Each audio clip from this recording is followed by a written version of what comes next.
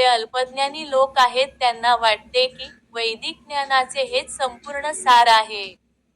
अशा अननुभवी लोकांना दृढ कृष्णभावनेमध्ये स्थित होणे अत्यंत कठीण आहे.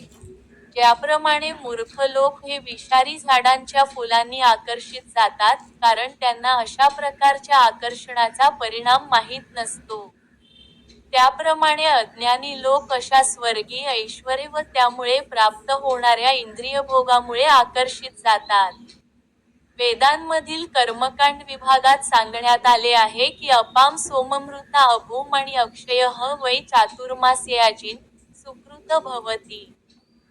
जे चातुर्मासाचे पालन करतात ते अमर आणि सदैव आनंदी होण्यासाठी सोमरसपान करण्यास पात्र ठरतात.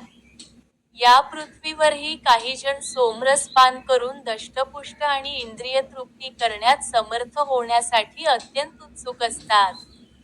अशा व्यक्तींचा भौतिक बंधनातून मुक्त होण्यावर विश्वास नसतो आणि वेदांमध्ये सांगितलेल्या भपकेबाज विधींमध्ये ते अत्यंत आसक्त असतात. सामान्यतः ते विषयासक्त असतात आणि त्यांना स्वर्गीय सुखोपभोगाव्यतिरिक्त काहीही नको असते. असे सांगितले जाते की, स्वर्गामध्ये नंदन कानन नावाची उद्याने आहेत.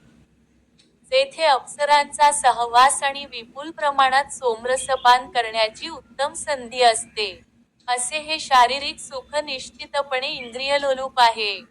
म्हणून भौतिक जगताचे स्वामी समजून क्षणिक भौतिक सुखांमध्ये अत्यंत आसक्त असणारे लोक तेथे असतात. दररोज भगवद्गीतेचे श्लोक मराठीत ऐकण्यासाठी सबस्क्राईब करा.